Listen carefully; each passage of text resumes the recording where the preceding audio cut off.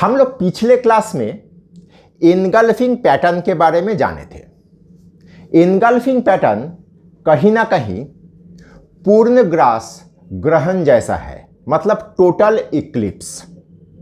अब ग्रहण तो हमेशा पूर्ण ग्रास नहीं होता है, कभी कभी खंडक ग्रास ग्रहण भी होता है। इनफैक्ट ज़्यादातर ग्रहण खंडक ग्रास ही होता है। तो चार्ट में कैंडल स्टिक में अगर इस तरह का खंडक ग्रास ग्रहण जैसा कुछ परिस्थिति आए तो उसको हम लोग क्या कहेंगे या उससे हम लोग किस तरह से फायदा लेंगे, आज का एपिसोड में हम लोग यही जानेंगे।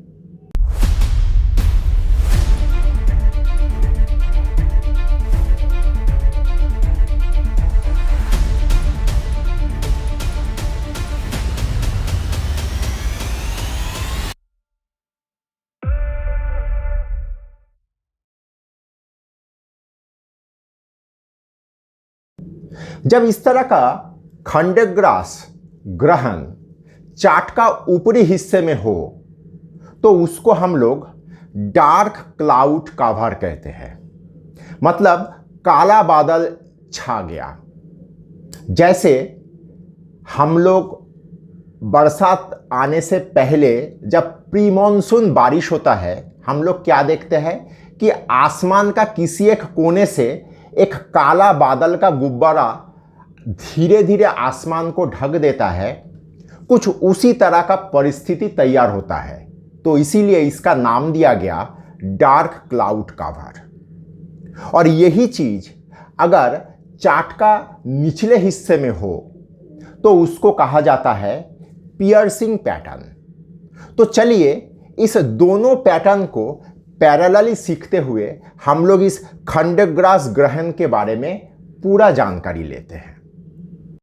नमस्कार, मैं विपुल और अर्थशास्त्र में आप सबका स्वागत है। अगर आप लोगों को टेक्निकल का एनालिसिस, सॉफ्टवेयर, डेटा संबंधित किसी भी जानकारी का आवश्यकता है तो आप स्क्रीन में दिए हुए इस नंबर पे हम लोगों के साथ संपर्क कर सकते हो। हम लोगों का 20 साल का अनुभवों का फायदा उठाइए। हम लोग अभी क्लासरूम में आ चुके हैं और यहाँ पे हम लोग ये दोनों पैटर्न का बारीकियां समझेंगे। सबसे पहला चीज, ये दोनों ही पैटर्न मतलब डार्क क्लाउड कवर और पियर्सिंग पैटर्न दोनों ही 2 कैंडल वाला पैटर्न है। और इनगल्फिंग पैटर्न के तरह यहां पे भी आपका एक स्टैब्लिश ट्रेंड रहना आवश्यक है। डार्क क्लाउड कवर के लिए मैं यहां पे ड्रॉ कर रहा हूं, आप लोग थोड़ा गौर करिए। डार्क क्लाउड कवर के लिए हम लोगों के पास एक स्टैब्लिश अप ट्रेंड में रहना होगा और पियर्सिंग पैटर्न के लिए हम लोगों के पास एक स्टैब्लिश डाउन ट्रेंड रहना होगा। डार्क क्लाउड कवर एक अप ट्रेंड के ऊपरी हिस्से में होगा और पियर्सिंग पैटर्न एक डाउन ट्रेंड का निचले हिस्से में होगा, क्योंकि ये दोनों ही रिवर्सल पैटर्न है। तो क्या हमको चाहिए? 2 कैंडल चाहिए। तो चलिए एक बार यहां पे एक परिस्थिति क्रिएट किया जाए।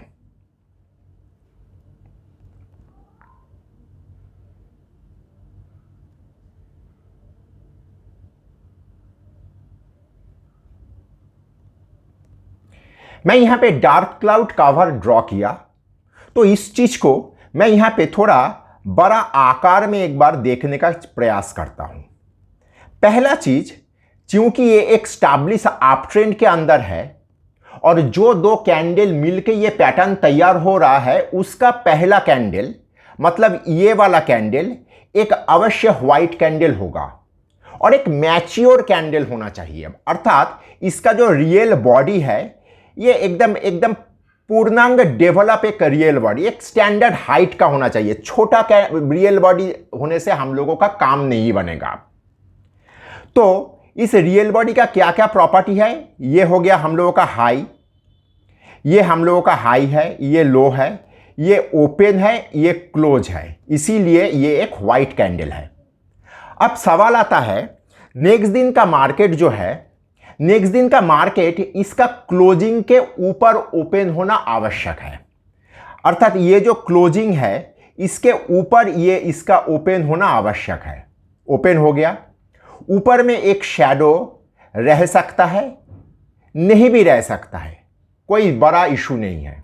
तो नॉर्मली एक शैडो मैं यहाँ पे ड्रॉ कर दिया ऊपर में, और वहाँ से ये कैंडल नीचे के तरफ जा रहा है। अच्छा, यहाँ पे गौर करिए, पहला कैंडल का जो रियल बॉडी है इसका हाफ में मैं एक डॉटेड लाइन प्लॉट कर देता हूँ। क्यों?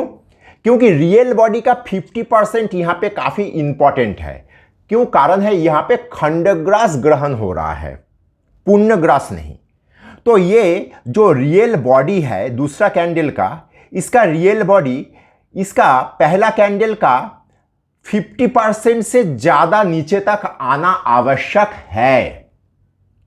तो यहाँ पे नीचे तक आ गया, और नीचे तक आने के बाद यहाँ पे दूसरा कैंडल का रियल बॉडी का क्लोजिंग करीब करीब उसका निचले हिस्से में होना आवश्यक है, अर्थात नीचे एक हल्का सा छोटा सा लोअर शैडो रहना जरूरी है।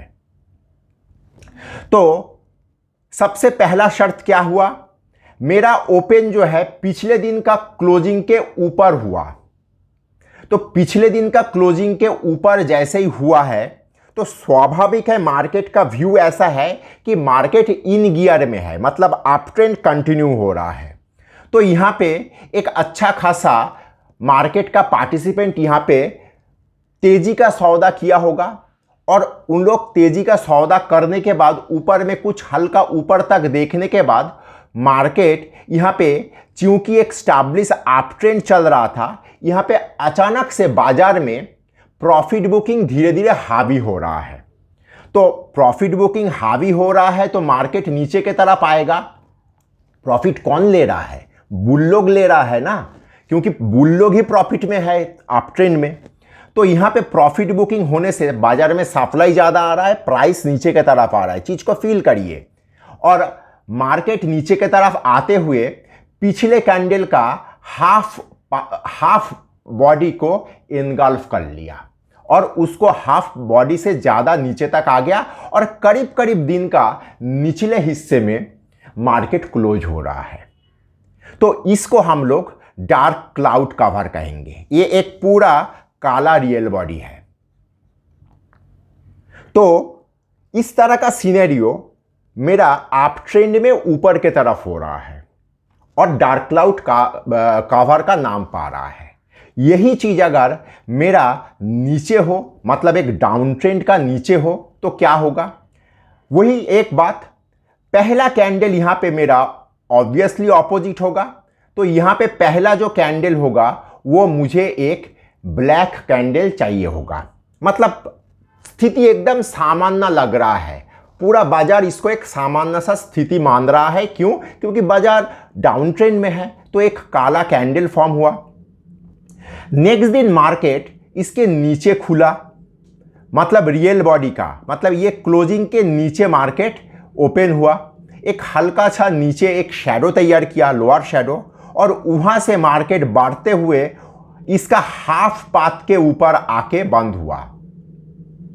हाफ पाथ के ऊपर आके बंद हुआ, तो यहां पे हम लोगों का ये हो गया पियर्सिंग पैटर्न। दोनों ही पैटर्न ऑपोजिट डायरेक्शन में फॉर्म हो रहा है, मतलब ऊपर हो रहा है डार्क क्लाउड कवर, नीचे हो रहा है पियर्सिंग पैटर्न। हमेशा याद रखिए कि पहला कैंडल से दूसरा कैंडल में वॉल्यूम मुझे अधिक होना चाहिए, तब जाके मेरा पैटर्न का कंफर्मेशन मिलेगा, नचेत नहीं मिलेगा। और एक चीज, अगर किसी कारण से आप लोग देखें कि पहला कैंडल का हाफ रास्ता ये कवर नहीं किया, तो उस पैटर्न को आप लोग ज़्यादा तवज्जो मत दो। 50% एटलीस्ट मुझे चाहिए, 60, 70, 80% भी अगर कवर कर दिया तो पैटर्न को ताकत ज़्यादा दे रहा है। पैटर्न का नाम वही रहेगा, पैटर्न में ज़्यादा ताकत आ रहा है।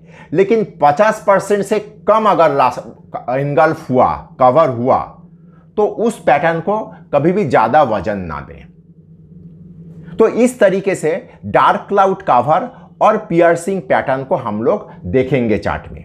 और एक चीज़ दिमाग में रखिए, ये दोनों ही पैटर्न एक स्टैब्लिश ट्रेंड के अंदर होना चाहिए। जो हम लोग में ज़्यादातर लोग जो मतलब कैंडलस्टिक चार्टिंग का छात्र जो लोग हो, आप लोगों में एक त्रुटि होता है। मैं देखा हूं, मेरा इतना सारा छात्र का बिहेवियर को मैं कभी कभी स्टडी किया हूं, तो ये लोग पैटर्न को तो बहुत बढ़िया तरीके से देखने के बाद उछल जाता है, लेकिन हर एक पैटर्न के पीछे जो बात कहा जाता है, जैसे बुलिश एनगल्फिंग के लिए आपको एक डाउन ट्रेंड के बाद ही होना चाहिए।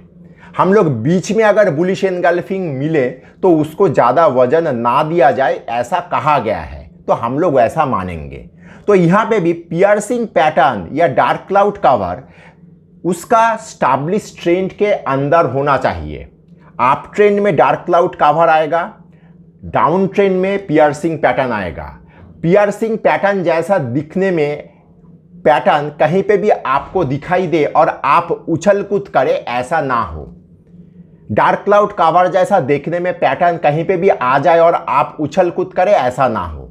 आपको पहले देखना होगा पीछे का ट्रेंड क्या सपोर्टिंग है, अगर है तो उसको नजर करें, उसको गंभीरता से ले। अब यहां पे आता है पियर्सिंग पैटर्न का कुछ एक वेरिएशन है जिसको हम लोग बेसिक क्लास में कवर नहीं करेंगे, जैसे on neck, in neck, thrusting line.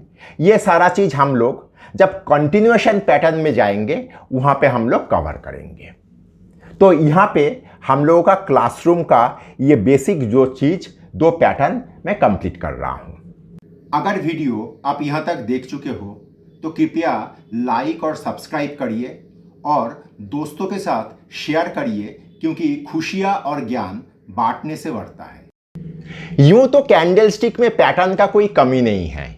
हर कोई व्यक्ति कुछ ना कुछ पैटर्न इजाद किए हैं और कैंडलस्टिक को कंट्रीब्यूट किए हैं, संपृक्त हुआ है। लेकिन मेरा इतना सालों का अनुभव से कह सकता हूं, अगर बेसिक पैटर्न को आप लोग सही तरीके से शिद्दत के साथ चार्ट में देखने का कोशिश करो या ढूंढने का कोशिश करो और उसको होने के बाद मार्केट में उसका इंपैक्ट को कैश करने का कोशिश करो, तो 10-12 पैटर्न ऐसा है, जैसे बुलिश बियरिश एनगल्फिंग हुआ, dark cloud cover, piercing pattern हुआ, इस तरह का बुनियादी पैटर्न को अगर आप सही तरीके से पकड़ लिए ना, तो कैंडलस्टिक आप लोगों के लिए, हम सब के लिए बहुत काम का चीज है।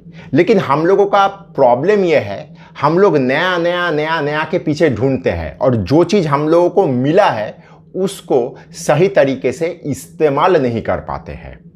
आशा करता हूं आप लोग मेरा इस बात को गंभीरता के साथ लोगे और ये सारा पैटर्न को ही ज़्यादा वजन दोगे, ज़्यादा तवज्जो दोगे, चार्ट में ढूंढोगे, प्रैक्टिस करोगे और मार्केट में उसका इम्पैक्ट को कैश करने का कोशिश करोगे।